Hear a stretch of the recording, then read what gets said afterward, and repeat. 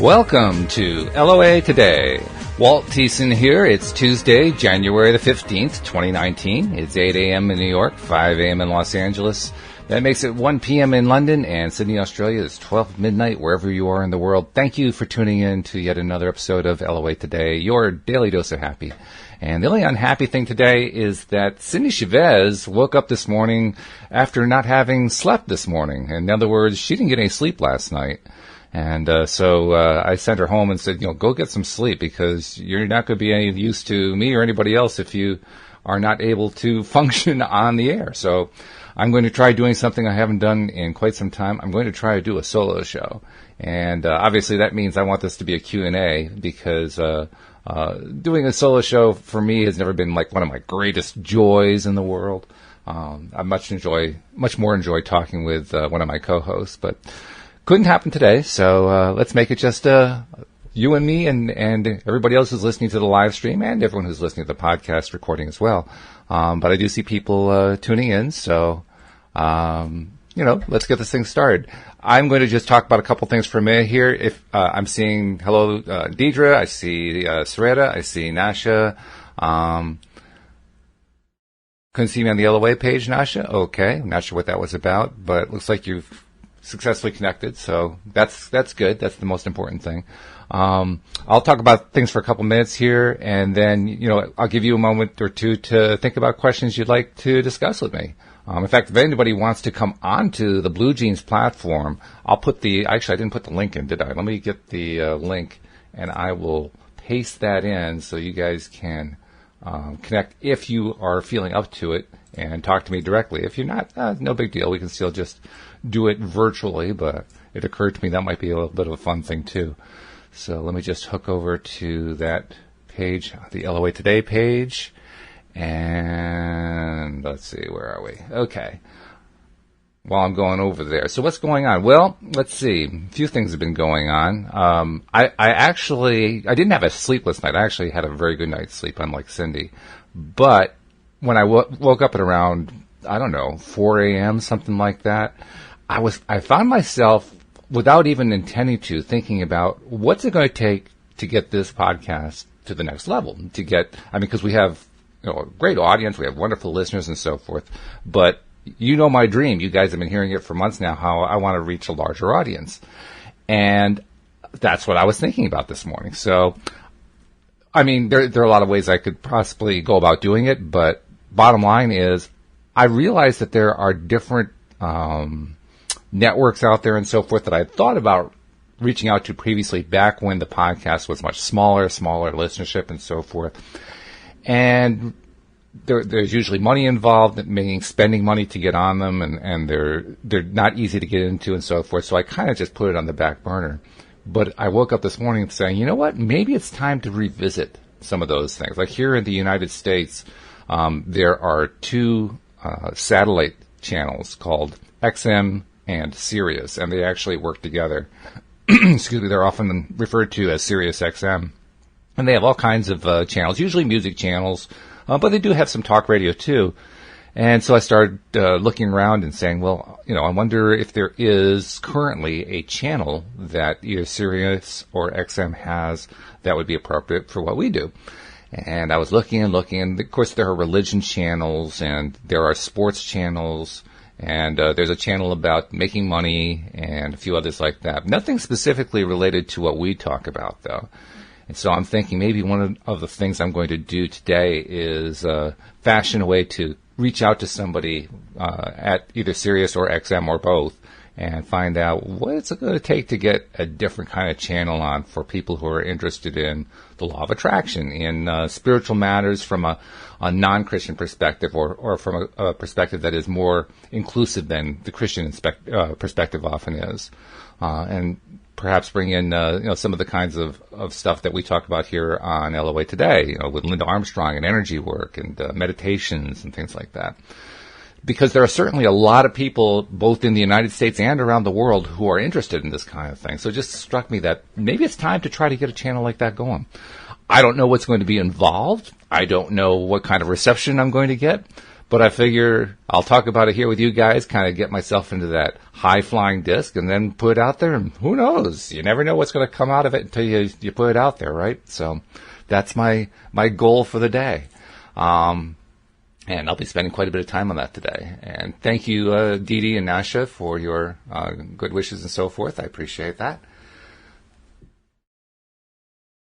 Well, Walt, you are alone. You alone are more than enough. Oh, thank you, Nasha. That's really nice of you. I appreciate that. See, I know I have the best fans in the world. There's no doubt about that.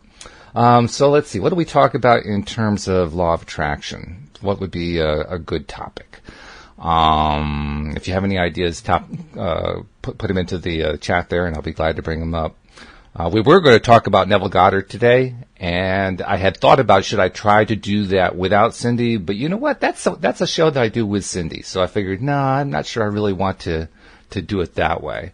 I think I want to save that for when she's back tomorrow and has some sleep and is able to function properly, because it's much more fun to talk Neville with her. Plus, her knowledge of Neville is so big that I don't even want to, try to step on that toe, so to speak.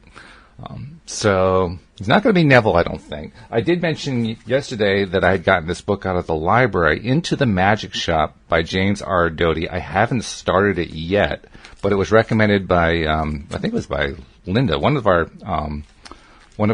co-hosts recommended this book to me. This is a neurosurgeon who is kind of delving into areas that other neurosurgeons don't really delve into, that have kind of shall we say, a spiritualist or a law of attraction viewpoint that doesn't always work nicely in medical circles. And I'm looking forward to reading it. Unfortunately, I can't give you a book report because I haven't started it yet, so I can't even talk about that one. Let's see. Oh, Dee Dee loves the idea of a Sirius or an XM show. Yeah, I do too. And the only channel or show on Sirius would be awesome. No kidding. Yeah, I mean that's not easy to get from what I'm seeing. It doesn't mean we can't do it. I mean, we know the law of attraction, but it's not the easiest thing. From what I'm seeing, it's easier if you can find a channel that you can get into that's pre-existing, so that you're essentially getting the exposure and the XM folks can see what you're like. But I don't know. I'm going to explore that and see what happens. I mean, one of the things that we talk about a lot is how you can't try to figure out how, and yet instantly, as soon as I'm looking at trying to get onto Sirius or XM radio, the first thing I think about is, well, how do I do that? I mean, you just read their websites, and the barriers are pretty big there. So clearly, the how is not a happy place to be, and yet that's where we usually start. So, okay, I have to go back to what I know about how law of attraction works and say, nope, don't worry about the hows, just worry about how you feel about it. So let me just do a few minutes on how I would feel about being on Sirius or on XM radio, or both even. And it's not a difficult feeling to reach for. It's right in reach, because it would feel great to be literally reaching millions and millions of people on a daily basis. That would be absolutely fantastic. It's mind-blowing to think. I mean, we know just how much of an impact LOA Today has made on just the people who are listening now. Currently we get about 200 people listening per episode. During the live streaming, we usually get 5 to 10 people listening to the live stream, and especially among the live stream listeners, we've had a number of stories just in the past week to 10 days. Dee Dee, of course, with her medical situation, how she was able to avoid emergency surgery and get out of the hospital. Paula, who had been dealing with a husband who was rather negative and had lost his job and was trying to figure out how to help him get a job again, and he got a job. And the interesting part is both of them were independently scripting the idea of him getting the job, and they didn't realize that the other person was doing it. Oh, that was a lot of fun. There's Carlos, who has been getting a lot more work as an actor doing commercials in Hollywood, to the point where he can't do the show anymore, but we're very happy for him that he's getting all this work. And, of course, he's the one who commented, wow, this stuff really works. We have, let's see, who else has been, well, of course, my own and Louise's story with the medical miracle she went through on Christmas. I mean, we have all these good things happening among a small audience. Well, I think about what would happen if we're reaching, 10 times, 100 times, 1,000 times, 1,000,000 times more people than we're reaching right now? How many miraculous stories would there be then? And that just, I start to feel vibration when I think that. When I feel like, wow, all these people that we're reaching out to, and all of them having these amazing things happening in their lives, and they're talking about it, and they're calling us about it, and they're emailing us about it. Oh my God, it's almost overwhelming to think about. But it would be really, really cool to have that kind of, that level of success going on, with so many people benefiting from applying the law of attraction in their own lives. So that's what I think about when I think about LOA Today being on Sirius or XM radio. And it's an exciting prospect. Okay, so we got a couple questions here. Nasha says, can you shed light on being an empath and how it affects coming across negative people? That's a good question, Nasha. And we have talked about similar stuff in the past. My own take on that is I've always found it interesting, the concept of an empath. An empath is somebody who is very empathic, who is very sensitive, who has a sensitivity to what's going on with other people. And I often wondered, why is it that there are only some people who are empaths and others who are not? One explanation, I think, is, well, we like to divide people up into categories. So we say, person A is more emotionally or intuitively connected than person B is, so person A is more empathic than person B is. But what I've been learning from my co-hosts, from the various life coaches that I've dealt with and so forth, that a lot of these arbitrary distinctions that we put out there about being an empath, being a psychic, being a medium, and so forth. Some people say, yes, there are some people who are mediums and other people who are not. But the best psychics, the best mediums I've ever talked with, the best life coaches have all told me everybody has the same abilities. Everybody has the ability to connect to spirit. Everybody has the ability to connect empathically. Everybody has the ability to be psychic. Everybody has the ability to be a medium. So that's what I think about when I think about your question, Nasha, about, what do you do if you're an empath? I think everybody's an empath. I think a lot of people have learned to, I guess, shut it off would be a way to describe it. Maybe play it down, but I think we're all empaths. So when it comes to dealing with negative people, I think it's something we all deal with for the very same reason, regardless of how empathic we may think that we are. An empath, another way to define an empath is somebody who has a sympathy for somebody else or for other people. So I think I would start there. Instead of saying an empath and kind of dividing people into empaths and non-empaths, I would say, let's talk about it in terms of, what do you do when you are feeling sympathetic about other people, but other people behave in a negative way? Because anybody can identify with that one. I think everybody has dealt with that in one way or another in their lives. And you'll get a lot of different people with different answers on it. Myself, I go back to standard LOA teaching as presented by Abraham Hicks and to a degree by Neville Goddard.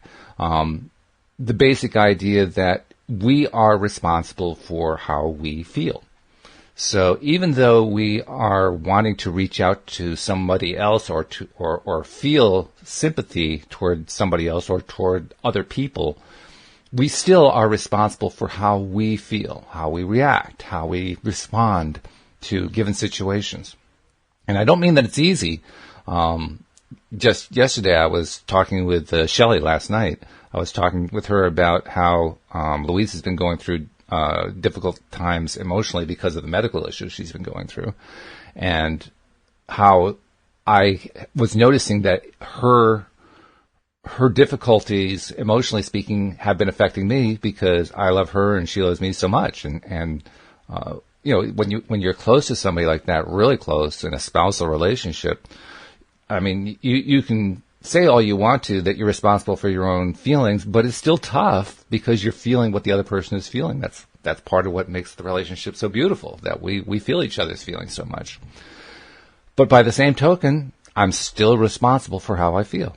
So how do you deal with that? Well, Yesterday was a good example. Yesterday, Louise was she was not having one of her better days, and she was fretting over the fact that she couldn't find stuff to eat for breakfast. That's been an ongoing issue for years with her, finding stuff that she likes for breakfast that would, provide some protein and would give her a start to her day and so forth.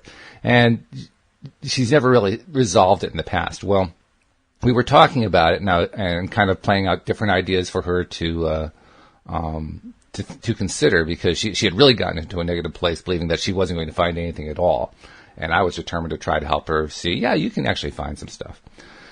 And we ended up realizing at one point that one thing that she wanted was to find some source for frozen chopped onions, frozen chopped peppers, diced, small chopped. She specifically wants it to be like that because she wants to make omelets. And the store that we normally go to doesn't have anything like that. And so first I was trying to encourage her, well, why don't we look at other stores? And she was dismissing that. She was kind of feeling pissy about it and so forth. So I just did some search myself, and I found a store that actually has both of those items.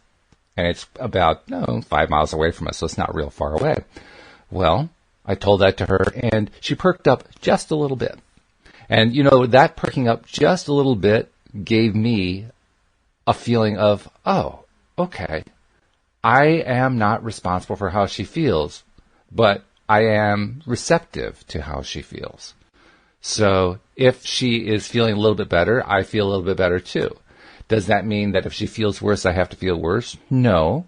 But it is a reminder that she is feeling it. She's the one who's doing the feeling. It's not me who's doing the feeling. I'm simply responding to what she's feeling. Right? That's what being an empath is. It's responding to what somebody else is feeling. Well, that means I get to decide when I'm going to respond and when I'm not going to respond. And when I understood that gave me the ability to kind of not separate, but to differentiate between what she's feeling and what I'm feeling. And from that point on, it made it easier for me to remember the stuff that we know works. Like, we know that one of the best things you can do, in fact, Didi, this is what we did with you. When Nasha let us know that you were in the hospital and you needed help, Cindie led us in a session of just imagining you being in a very happy and healthy place. Not stuck in a hospital, not facing emergency surgery, but just happy and healthy and living your normal life and joining us on the podcast and typing your questions in. And that's what we were all envisioning together. That was the way we sent the energy to you. Well, you can do the same thing with a spouse, or you can do it with a family member. You can even do it with a family member or a friend or a spouse, somebody you're close to, who isn't treating you well. You can do it with somebody who's in a really bad mood. You can do it with somebody who is stuck in a negative vortex. You can do it with anybody. And when you do that, you actively send them the same kind of energy that we were sending to you, Didi. So I started doing that with Louise. After I had noticed that I don't have to respond to whenever she's feeling negative, but I can respond when she's feeling positive. And I can be selective about when I'm going to be empathetic and when I'm not going to be empathetic. Then my next step was, okay, that's an empowering place for me. Next step is I'm just going to hold Louise in that highest possible light. I'm just going to say to myself, Louise is, and this is what I did. Louise is now feeling really, really good. I was imagining this. This is my new story that I was telling for Louise in my own head. She's feeling really, really good. She's feeling healthy. She's feeling energized. And she's feeling optimistic. Now, bear in mind, as I'm saying all this, she's sitting across the room from me with this dour look on her face. I refused to look at it. I simply turned my attention away. If I had to, I would have closed my eyes, but I didn't have to do that. And thought to myself, no, she's in a happy place. She's in a really good feeling place. And you know what? It was so amazing. Within seconds of that, I don't remember what the exact comment was, but within seconds of that, she made some sort of comment about how she was going to get up and do something that was positive and constructive. And her face had changed. The countenance on her face had changed. I tell you, it wasn't more than 5 minutes. It was probably a minute or two when that change happened. And I was blown away. Like, whoa, I mean, we don't normally expect that kind of response, right? We normally expect there's some kind of delay, but it was really, really quick. And it was a reminder to me, I need to do that more often. I need to spend more time and energy where Louise is concerned, focusing on her being in her happy, healthy place. Because if I do, I will be helping her to get into that happy, healthy place. So that's my long-winded answer to you, Nasha. If you're dealing with somebody who is in a negative kind of person and you're empathic, take advantage. Understand that your empathic ability doesn't mean that you have to fall down into the negative space with them. You get to choose when you're going to emotionally reach out and when you're not going to emotionally reach out, and take advantage of that knowledge to deliberately put that person into a high-flying place in your own mind. And then watch what happens. Now, I wouldn't expect huge changes immediately. I would expect to look for small improvements, surprising improvements, like little shifts in behavior that are seemingly inexplicable. Like why did they just change their behavior there all of a sudden in that small way? But look for that kind of thing.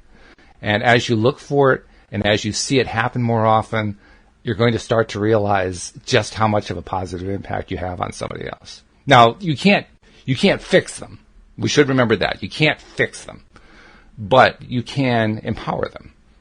And that's really putting your empathic powers to the best use, I think. So that's my answer to you. Hopefully you find that to be useful. I see a comment you added. You said it's like you feel their pain. It's like it takes out every bit of energy. The feeling gets so intense. How is one responsible for feeling so deeply? We are empaths in some levels, but when others' pain take a toll on us, how can an empath choose how to feel when it comes naturally so intensely? How can an extreme empath apply? Well, I think that was what I was just saying. You recognize that you can choose when you're going to reach out empathically and when you're not going to. You get to decide that. Being an empath is not a prison sentence. It's not a sentence that says you must always reach out to somebody regardless of how they're feeling. You must always feel what they're feeling regardless of what they're feeling. That's not what being an empath is. That's being more codependent, actually. Being an empath means you have the ability to reach out, not that you have to reach out. So be selective about it. When are you going to reach out? When are you not going to reach out? And in that selectivity, that's where you're going to find the power to realize you have all the power. You have all the control. You get to decide who you're going to be empathic with and when you're going to be empathic with them. And once you realize that, then it's going to be so much easier for you to do like I did with Louise, which was to hold that person in that high-flying place, that really good-feeling place, and then watch all the different little changes that happen unwittingly to that person. I mean, they don't even realize what you're doing. That's the cool part. And you're just sitting there going, look what I just pulled off. That's pretty cool. Let's see. Oh, Dee Dee's saying, yes, Nasha can empower them. More importantly, you can empower yourself. Absolutely. That's it. That's it right there. We need to spend more time empowering ourselves. I agree with you completely, Dee Dee. It's probably the most important thing that we can do as human beings, not just regarding being an empath, but regarding everything in our lives. The more we empower ourselves, the happier our lives are, the better our lives are, the more fulfilling our lives are. Let's see. Siraj has a question. I'm going to do a little copy and paste here because what tends to happen is I tend to lose the text as it scrolls off the page. In fact, I'm going to skip over to the page where I can see the longer row of comments just in case. But in the meantime, let me just open this up here.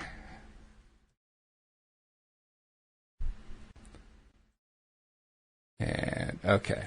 So anyway, Dee Dee commented to Nasha, exert more of your own power or else you open yourself up to all sorts of negative stuff from other people. Don't give so much of your power away. Yeah, exactly. That's exactly what it is. And Siraj's question, actually, I guess it's a question. He says, I have a very important presentation this week in front of 500 people on stage. Congratulations! Way to go, Siraj. That's fabulous. He says, previously I used to give presentations in front of 30 to 40 people, so this is a big step up. That's great. So you're getting some phobia about it, that I have to talk in front of 500 people. How do you deal with it? How to overcome this phobia? Well, I think you just need to change the way you're looking at it. Kind of along the lines of what I was talking about with Nasha just a moment ago. An empath and a speaker are actually pretty similar in one very important sense. Because when you speak, and you know this is true from your own experience talking to 30 to 40 people, when you speak before a group, you want to connect to the group. I mean, that's what you want more than anything else when you're up front, isn't it? You want people to be listening to you, and you want to get a sense of what they're feeling so that you can talk to what they're feeling and talk to what they're thinking about. So that connection is really important when you're a speaker. Well, the same thing's going to be true with a group of 500. The only difference is with 500, when we're in a phobic position, what we're saying is, oh my God, there are 500 people out there. I'm not sure if I can handle it. That's the more negative way to look at it. The positive way to look at it is, wow, 500 people want to hear me. They want to connect to me. That's pretty cool. So you see, it depends on how you decide to look at it. You can look at it as, oh God, I don't know if I can handle 500 people. Or you can look at it as 500 people want to connect with me. How cool is that? They are actually going out of their way to come hear me. That's really cool. That's really exciting. And it's really not different from what I'm doing with the podcast. I mean, like I mentioned a few minutes ago, we currently get about 200 people listening to each podcast episode. There was a time when I had maybe 10 people listening to each podcast episode. And when I thought about trying to reach 200 people at that point in time, there was a little piece of me that was worried about it. But there was another piece of me that said, wow, wouldn't it be great if there were 200 people listening to me? And now I have 200 people listening to me. It all depends on how you decide to look at it. If you look at it like you're going to be scared, like it's intimidating, then I guarantee you, as soon as you get up on stage, you're going to be scared and intimidated. But if you turn it around, do the Abraham pivot, right? Because pivoting is taking a negative thought and twisting it around to where the positive thought is. You know, changing your focus, changing your attention away to where the positive thought is. So look at it positively. You have all these people who really want to hear what you have to say. They're taking time out of their day to come hear what you have to say. Look at it positively like that. Now it's exciting. Now that fear becomes exciting. Not the fear itself, but the emotion of fear transmutes into excitement. And when you look at it as an exciting thing, not only does the fear go away, especially when you get up on stage and you get the first few words out and you get some kind of reaction from people, but more than that, the excitement level kicks in. The adrenaline kicks in. You know, the endorphins kick in. And all the feel-good stuff kicks in. So if I were you, I wouldn't look at it in terms of being afraid. I'd look at it in terms of you're going to get this jolt of excitement. It's going to be fun. It's going to be enticing. It's going to be, whoa, this is going to be great. 500 people. It reminds me of when Joel Elston was invited to speak before 5,000 people. Now, Joel is used to talking to a couple hundred people. He's often called into companies to address issues of people needing to improve their ability to do their work and achieving personal success and all this kind of stuff. And so talking to 100 people was normal for him and is normal for him. He does it often. But 5,000, that he had never done before. And he was intimidated when he got there. And he looked around the corner. He looked around the curtain to see all the 5,000 people there. And he did the same kind of mental flip in his mind that I just described. I don't remember exactly how he told the story. You'd have to listen to the prior podcast, probably last week's podcast. I think that's where he told the story. But the gist of it was he decided it was really cool that those people were there because, among other things, this wasn't just 5,000 people off the street. The people he was talking to were medical doctors and psychiatrists, professionals in the field who were coming to listen to him, and that's what was intimidating him. But then he got up there on stage and started giving his talk, and he's watching all these highly paid, highly sophisticated medical doctors scribbling down notes on what he was saying. And he was saying, whoa, these people really want to hear what I have to say. And that just changed the whole feeling for him because he looked at it differently. He didn't look at it in terms of being a scary situation. He looked at it in terms of being a really cool and empowering situation. The same situation. It's the exact same situation. It's just how does he decide to look at it? And of course, when he switched it over like that, it became a very successful talk that he gave. So that's my advice to you. Don't treat it like, oh God, 500 people. I don't know if I can handle that. Treat it like 500 people who come to hear me. Whoa, how cool is that? Treat it that way in your mind. And then when you get up on that stage, it's going to be so much easier. In fact, you're going to find it's going to be the most fun you've had giving a talk in your life. That's what it's going to be like. So hopefully that helps. Let's see. Oh, good. Yes, he says getting positive about it. Yes, absolutely. Right. And he says the adrenaline is now rushing throughout his body. Excellent, Siraj. Excellent, excellent. Excellent. Love that. All right. And Dee Dee's saying, yes, I love the perspective. 500 people are coming to hear you, Siraj. How awesome is that? It is. It's really awesome. I mean, how often does that happen? I remember the first time I gave a talk to, I think it was about 125 people. And I felt that feeling going up on stage. You know, the feeling of, oh God, I have to be on. I have to make these people happy, or I have to make them smile, or I have to make them applaud or whatever. And then I remembered, no, I don't. That's not my job. My job is just to go up there and present what I have to present. And what I have to present is good enough, and not worry about the response. I mean, even if they're just silent at the end, even if there's no applause, I just did what I knew to do. And, you know, if they're not reacting right, okay, I'll walk off and I'll go away. No problem. But I'm not going to fall into that place of, oh God, I wonder what do I do if they don't like me? I'm not going to go into that place, because there's no way to win in that place. The only way to win is to go in and feeling how cool it is that those 125 people came to hear me. And you know what? That talk that I gave to those 125 people, it was magical. And did I do anything different? No. It was the same kind of talk I would have given to 5 people sitting around the table. But they loved it. They ate it up. I'm trying to think what the topic was. Oh, I know what it was. I've mentioned before that school that Louise and I helped to open back in 2002. And this talk I gave in 2002 just before we opened that school. And I gave it to a bunch of people who would have been very skeptical about a school like that, because it was a very alternative school, one where the kids are in complete control of their day, and the people I was talking to would not necessarily be receptive to that. So I was a little scared about that. I got up and I gave my talk, and when I was done, I almost got a standing ovation. People were coming up to me afterwards saying, did kids really take control of their day? You mean that actually did work? I mean, they were so excited by the idea that I had put out there, that this new concept about education, that you don't have to have a teacher at the front of the room who's directing the kids with every single step of what they do throughout the day, that the kids can actually follow their own paths and learn better than that situation. That was mind-blowing to them. That was just blowing their circuits. And they were so excited. I had a whole group of people after the talk surrounding me, peppering me with questions. They were so intrigued by it. Did I expect that? Hell no. I didn't know what to expect. But it just goes to prove my fears were completely groundless. The fears that I had before I went up on stage were completely groundless. They were not grounded in reality at all. And I didn't even have to change the reality. I didn't have to create a new reality. This was not a deliberate creation situation. These people were just ready. I didn't know it. They were just ready. Now, if I had gone up there on stage with that fear mentality, that probably would have ended the whole thing. That would probably have been a disastrous talk. But because I went up there with the idea of, you know what, this is what I am, this is what I think, it's up to them what they decide. That alone made it possible for them to give me this euphoric response. So, anytime that you're talking to a group of people, get excited about it. Because what's really happening is those group of people are wanting to hear from you.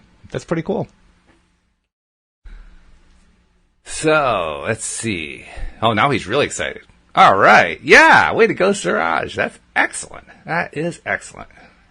And I see my friend Dave Pylan has joined. Hello, Dave. Hope you're doing well. And Jason has joined. A few other people have joined. This is great. So I'm going to scroll back here and see if there are any other questions that I might have overlooked. I'm not seeing anything else. So if you have a question, type it into the chat, and I'll be glad to address it.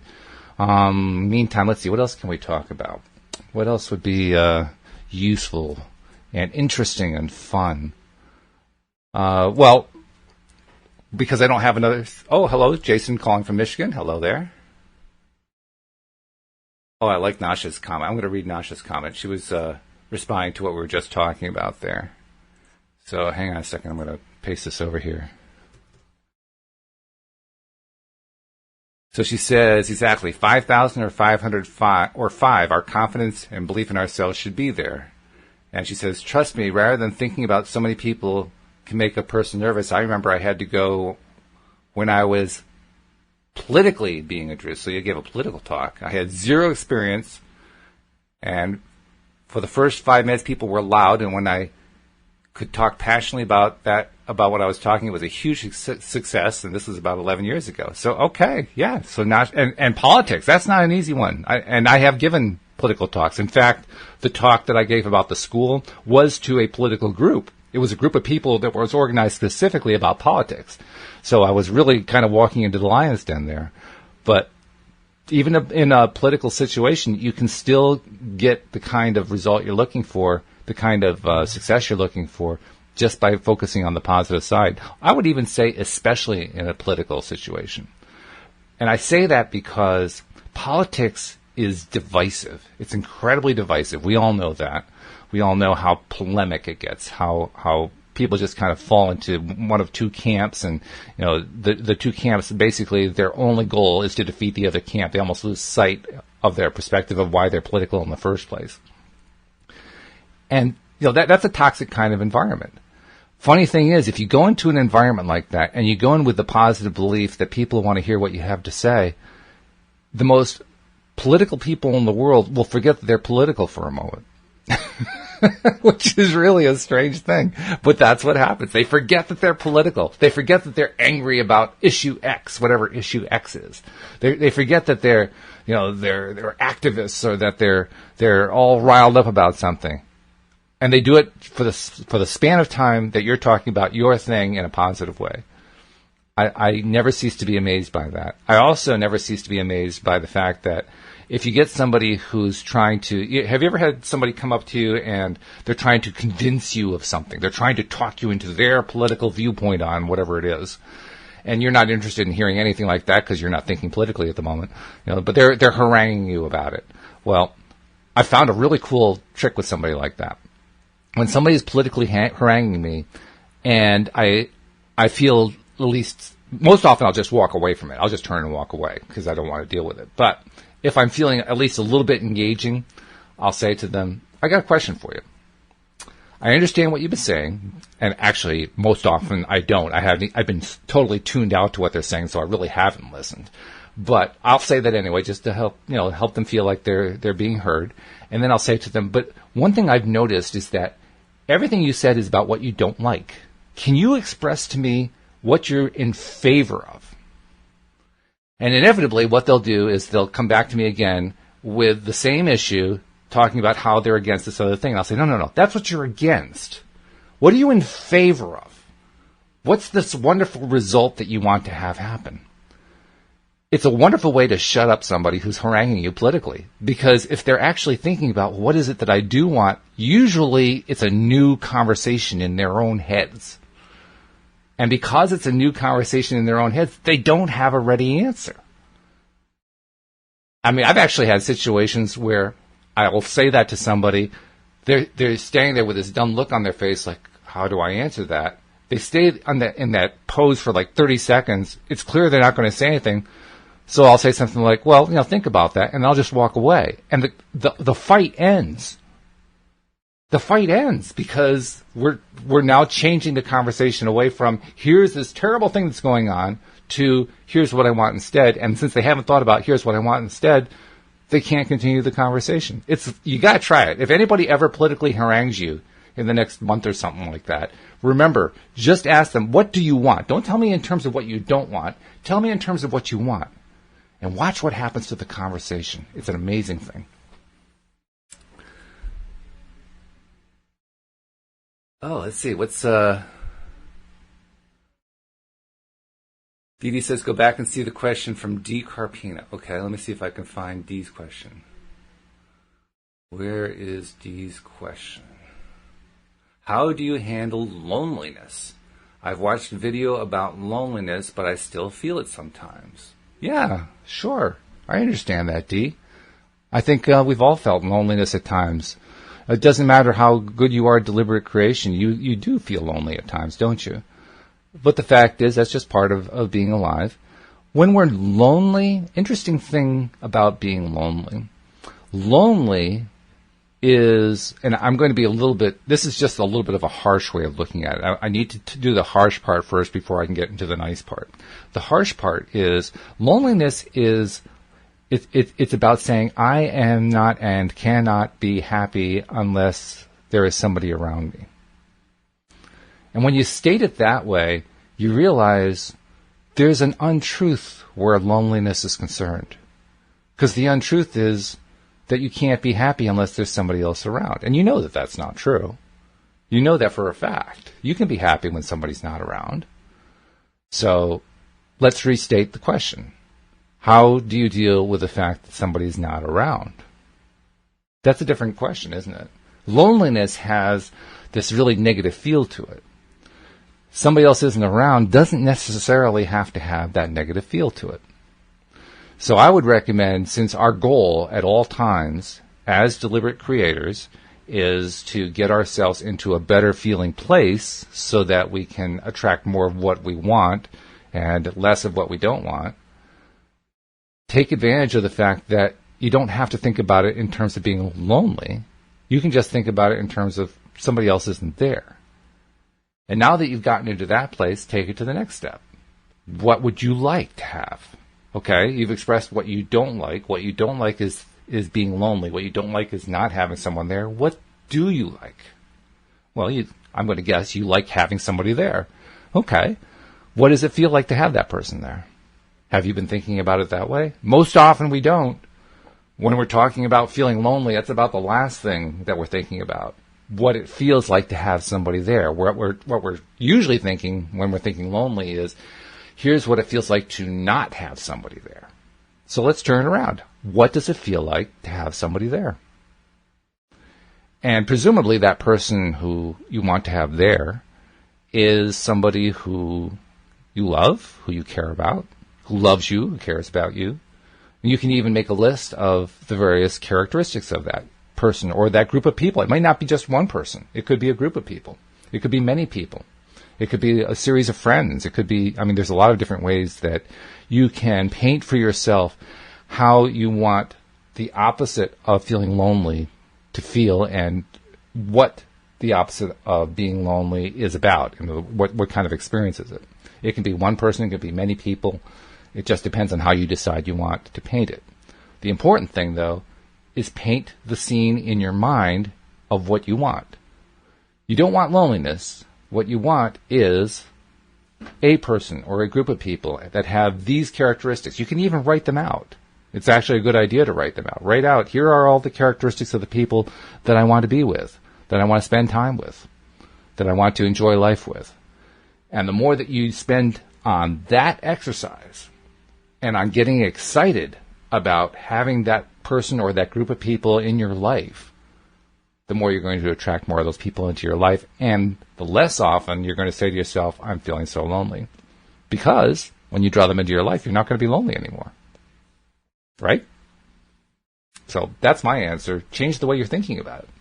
Change the fact that you're lonely into the fact of, here's what I want my ideal people in my life to be like. And get excited about them. Oh boy, did I include that part about the feeling part? I don't know if I did, so I'm going to reiterate it here. Get that feeling going about what it's like to have those people in your life. And how do you build a feeling? You do it by thinking about it continuously. You just work on, what's it like to have that person in my life? Or that group of people in my life? What does that feel like? What do we talk about? What do we do? Do we do things together?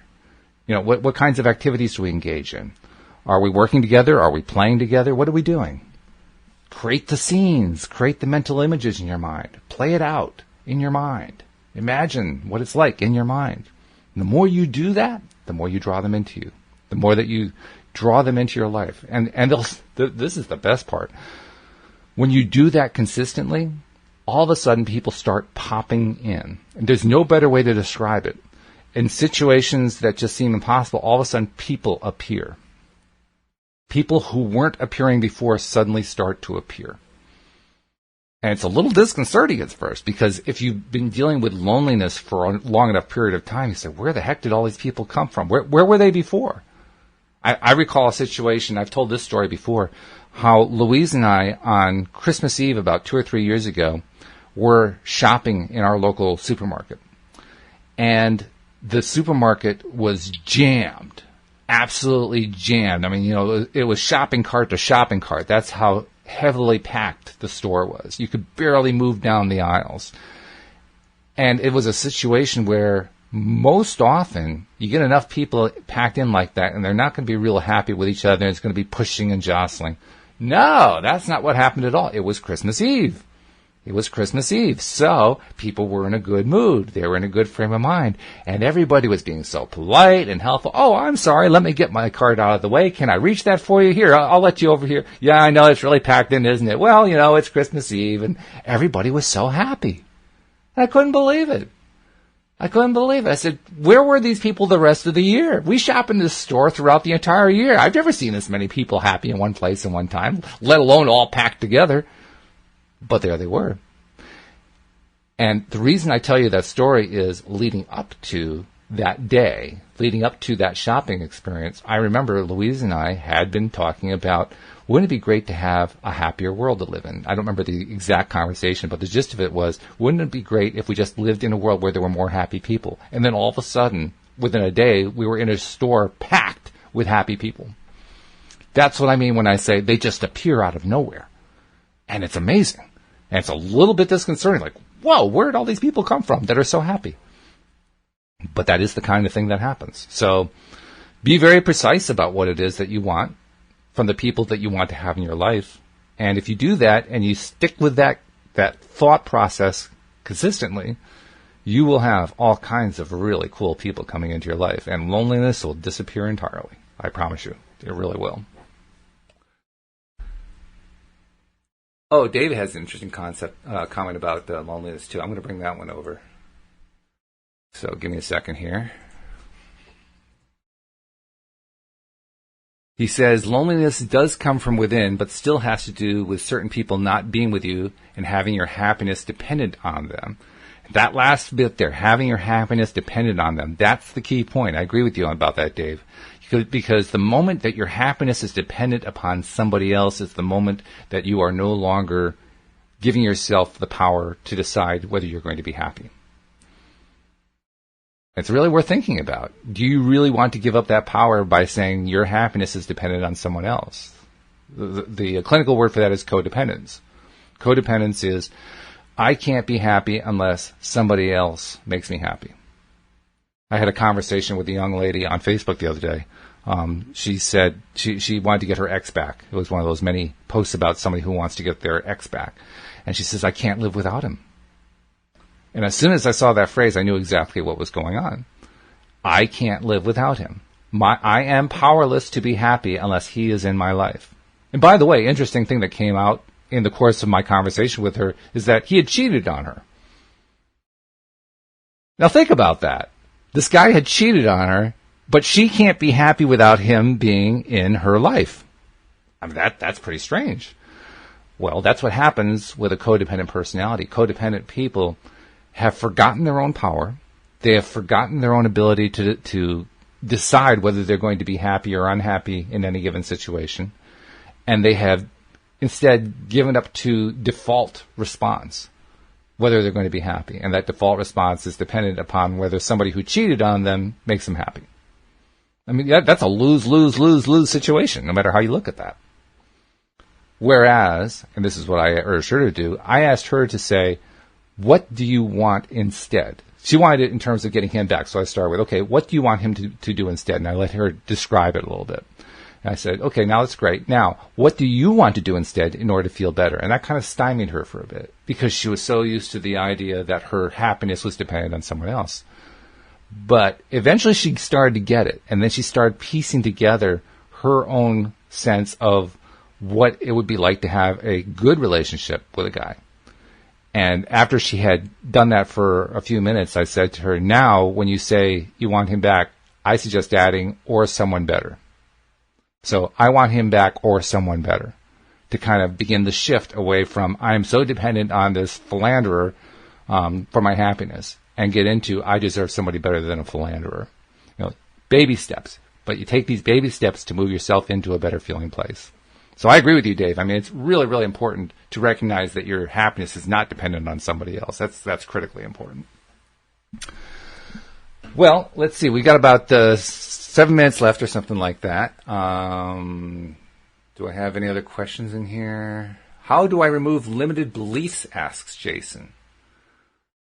Interesting thing, Jason. It's a good question. How do you remove limited beliefs? You don't try to go after limited beliefs. Not directly, anyway. It's one of the things that I learned from my co-hosts, particularly from Wendy Dillard, who used to do the show with me, and from Cindie Chavez. They both pointed out that you don't want to go looking for limited beliefs, because if you do, all you're going to find is limited beliefs.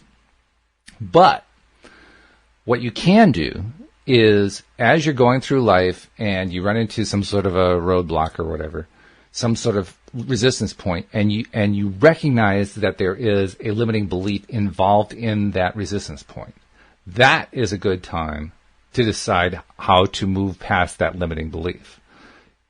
So you don't go looking for limiting beliefs, you wait for them to pop up. And once one has popped up, then you ask yourself some questions about that limiting belief. Well, what is it? What's the nature of the belief? Where's the limitation that I've placed? And you kind of play with it for a little bit. And then you also ask yourself, what would be the unlimiting belief? What would be the belief that I can change to that would help me get away from the limitations I've imposed upon myself with this limiting belief?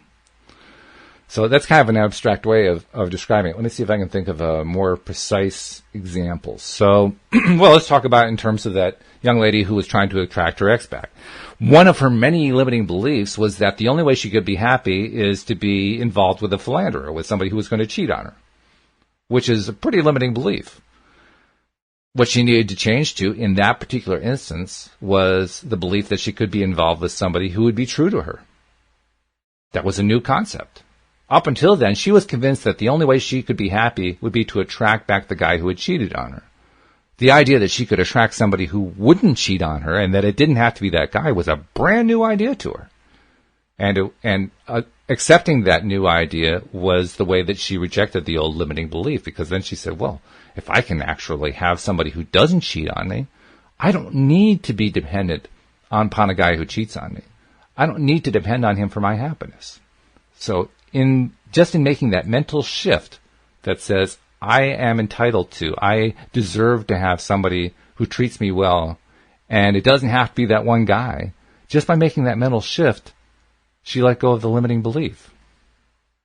That's what getting rid of a limiting belief means. It means making a mental shift, just shifting the way we look at something, shifting our perspective. And as we shift our perspective, the limiting belief just kind of goes away. It kind of dissolves away into nothingness. That's the way Wendy Dillard used to describe it. You play with the limiting belief and you ask it questions. Cindie Chavez had a nice note. She said, you thank it for delivering the message, and now that you've delivered the message, you can go away. But what happens is, as you do that, it just kind of dissolves. It just kind of goes away. So it's not like you have to bombard it with lightning bolts. It's not like you have to say, go away, go away. You just let it go. And you let it go by shifting your thought process to what you want instead. So hopefully that helps you answer your question, Jason. It was a good question, though, because we run into that all the time, don't we? We run into the question of how do we get rid of our limiting beliefs? And the reason we keep running into that question is whenever we're feeling that question, we're always feeling that question from a perspective of lack, from a not good feeling place. Changing our perspective changes the way we feel about it, and then the limiting belief goes away. So it's actually a lot easier than we give it credit for. We get rid of limiting beliefs all the time. We just don't really give ourselves credit for it very often. So start giving yourself credit, right? Anyway, we're down to about the last minute or two here. And once we're done with the last minute or two, I'll be playing the music and saying goodbye. But I want to thank people who are sharing their questions and I wish that we'd been able to get Cindie on here, but I'm sure she'll be back tomorrow, and hopefully she'll have enough sleep so that she can actually be conscious and aware and contributing and so forth. But in the meantime, it was great having this conversation with you. One final note I want to make is that if you're not yet a subscriber to the podcast, please become one. The instructions can be found on the homepage at loatoday.net, the homepage of our website. If you're an Android user, you'll find a link for Android users. If you are an iPhone or an iPad user, then there's another link for you. Whatever kind of smartphone you have, you just click the right link, and it will walk you through the process with a little automatic wizard for setting up the podcast in your podcast app, or even setting up a podcast app itself if you don't have one already. iPhone and iPad users already have podcast apps built in. But it'll walk you right through the process, and then you'll have all of our episodes coming live streaming directly to your phone so you can listen to them anytime you want to. And then once you're a subscriber, please put out there on social media that you've been listening to this episode and to other episodes. Put it out to people who you think who are in your own social circle who might be interested in hearing about what it was we talked about. Tell them a little bit about what we talked about, and kind of entice them to come listen too, because that's part of how I reach my goal of reaching so many people. But it's also how we get a better world, how we get a happier place. The more people who are focusing on what they want and not on what they don't want makes the world a happier and a better place. So you're doing society a favor by helping to share the fact that LOA Today exists and that you're a listener and that you're a proud listener. And for those of you like Nasha and Dee Dee and others who are constantly putting out there that they're appreciating and loving what we're talking about here, thank you. I mean, I can't tell you how much I appreciate the efforts you guys make and keep making those efforts. And the more that we all put out there that we are LOA Today aficionados, the better off we're all going to be. So with that in mind, okay, I got to get going here, but it's been great talking with you, and we will see you all later here on LOA Today. Goodbye, everybody.